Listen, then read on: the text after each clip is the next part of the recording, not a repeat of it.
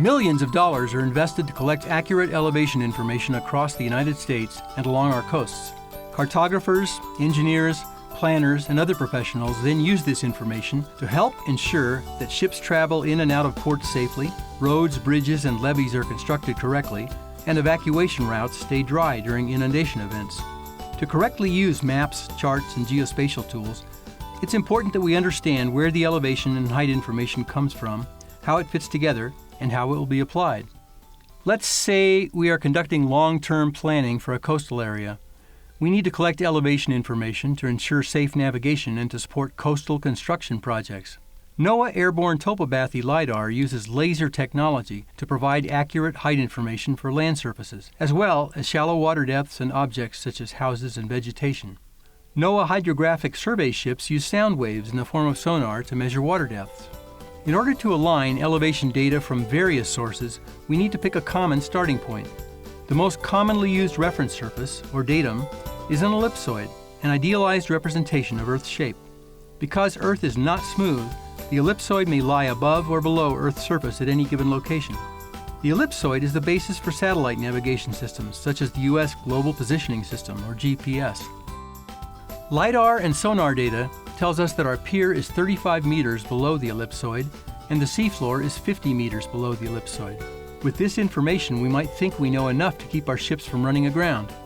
But because water levels are always changing with tides and other meteorological and hydrodynamic effects, we need to use a different reference frame that accounts for changes in water level. Tidal datums are local reference planes defined from water level observations.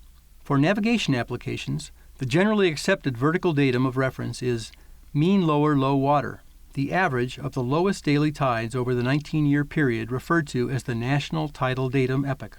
So, we need to transform our elevation information from an ellipsoid reference to mean lower low water to best support navigational needs. Fortunately, NOAA's Vertical Datum Transformation Tool, known as VDatum, allows us to realign existing datasets from one vertical datum to another. Using VDatum to transform our heights from an ellipsoidal to a tidal datum, we see that our pier is 10 meters above mean lower low water, and the seafloor is only 5 meters below mean lower low water. This means our ship will have to have a draft less than 5 meters, or find another pier at low tide. Now, turning our attention to onshore construction.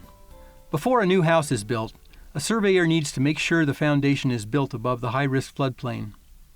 The surveyor uses professional GPS equipment to compute a highly accurate height of the ground relative to the ellipsoid reference frame. Based on the survey, we know the base of our house is 25 meters below the ellipsoid. But what does that tell us about the floodplain? Unfortunately, ellipsoidal reference frames do not accurately represent topography or gravity, which are both important in determining the direction water will flow. As a result, for applications like floodplain mapping, we need our data reference to an orthometric height system, such as the North American Vertical Datum of 1988, NAVD-88, which accounts for differences in gravity. Again, NOAA's VDatum tool allows us to transform the ellipsoid height of the base of our house, which was negative 25 meters, to an orthometric height of 11 meters in NAVD-88. Our floodplain map, which is published in NAVD-88, has a base flood elevation of 8 meters, so we know this house is built above the high-risk flood zone. VDatum can also transform our 11-meter NAVD-88 height to a height reference to local mean higher high water, or MHHW. MHHW is the average of the highest daily tides over the National Tidal Datum Epoch. The mean higher high water datum is helpful for inundation modeling and storm surge forecasting. As these examples illustrate, it is important to understand which reference frame our elevation and height information is based on, so we can appropriately use different data sources together.